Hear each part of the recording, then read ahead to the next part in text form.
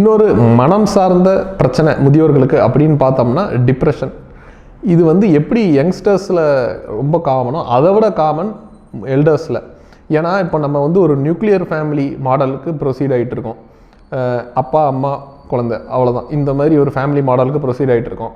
குழந்தைங்க இந்த மாதிரியான காலகட்டத்தில் வெளியூருக்கோ வெளிநாட்டுக்கோ படிக்க போகிற சூழ்நிலை உருவாகுது. இதனால் முதியோர்கள் அம்மா அப்பா தனியாக, வயசான காலத்தில் அம்மா அப்பா தனியாக இருக்க வேண்டிய சூழல் அமையுது. இதில் அவங்களுக்கு சோஷியல் இன்ட்ராக்ஷன்ஸ் ரொம்ப கம்மியாகுது. இந்த கம்மியான முதியோர் பீரியடில் ஒரு ரிட்டையர்மெண்ட்டும் இருக்கிறதுனால அவங்க வெளியில் போகிற நேரமும் கம்மியாயிருது, வீட்டிலே இருக்கிறாங்க, சோஷியல் இன்ட்ராக்ஷன்ஸ் கம்மியாயிருது.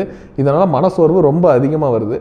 இது கூட சேர்த்து அவங்க நீண்ட நாளாக அவங்க டீல் பண்ணிகிட்ருக்க அவங்களோட வியாதிகள், இது போக உறவினர்கள், நெருங்கிய உறவினர்கள் மரணம், இந்த மாதிரி பல விஷயங்கள், முதியோரை பொறுத்த வரைக்கும் பல விஷயங்கள் அவங்கள வந்து ஒரு டிப்ரெஷனுக்கு தள்ளக்கூடிய மாதிரி தான் அவங்களோட சூழல் அமைஞ்சிருக்கு.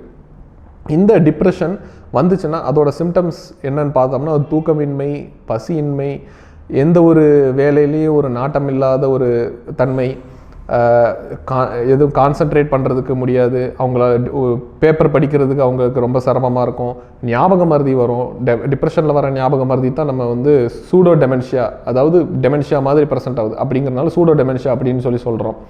இந்த மாதிரியான சிம்டம்ஸ் இருக்கிறதுனால இந்த முதியோர்கள், டிப்ரெஷன் உள்ள முதியோர்கள் மருத்துவரை அணுகிறதுலையும் அல்லது ஃபேமிலி மெம்பர்ஸ் கிட்ட பேசுகிறதுலையும் கூட அவங்களுக்கு வந்து ஒரு தயக்கம் இருக்குது. பிகாஸ் அவங்க வந்து ஒரு லோன்லினஸ் வந்து டிப்ரெஷனோட ஒரு சிம்டம்.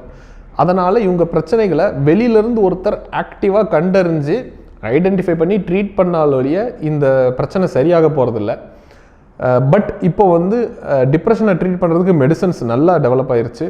ஸோ முதியோர்கள் ஏதாவது ஒரு மன கஷ்டம், மனசோர்வு, அவங்களுக்கு செஞ்சுட்டு இருந்த ஹாபிஸ் ஏதாவது திடீர்னு பிடிக்காமல் போகிறது, தூக்கம் இல்லாமல் போகிறது, இந்த மாதிரி ஏதாவது தொந்தரவு இருந்தாலே மருத்துவரை அணுகி அவங்களுக்கு டிப்ரெஷன் இருந்ததுன்னா அது எந்த ஸ்டேட்டில் இருக்குது அப்படிங்கிறத தெரிஞ்சுக்கணும். மருத்துவர் ப்ராப்பர் வேலிடேட்டட் ஸ்கோரிங் டூல் மூலமாக டிப்ரெஷனை மைல்டு, மாடரேட், சிவியர் அப்படின்னு சொல்லி பிரிப்பார். மைல்டு டிப்ரெஷனுக்கு ஜஸ்ட் ஒரு மிதமான ஒரு ஃபிசிக்கல் எக்ஸசைஸ், ஒரு கவுன்சிலிங், ஒரு குரூப் தெரப்பி, இந்த மாதிரியான இது மாடிஃபிகேஷன்ஸே மைல்டு டிப்ரெஷனை சரி செஞ்சிடும். மாட்ரேட், சிவியர் டிப்ரெஷனுக்கு தான் மருந்துகளுக்கு நம்ம போனோம். இருந்தாலுமே மருந்துகள்லாம் ரொம்ப ஒரு நல்ல சைடு எஃபெக்ட் இல்லாத அளவுக்கு டிப்ரெஷன் சிம்டம்ஸை கண்ட்ரோல் பண்ணி ஒரு நல்ல ஒரு வாழ்க்கை தரத்தை உயர்த்தக்கூடிய அளவில் தான் இப்போதைக்கு ட்ரீட்மெண்ட் இருக்குது. அதனால் இந்த சிம்டம்ஸ் ஸ்டார்டிங் ஸ்டேஜ்லேயே முதியோர் மருத்துவர் அணுகி இதுக்கான தக்க வைத்தியத்தை எடுத்துக்கணும்.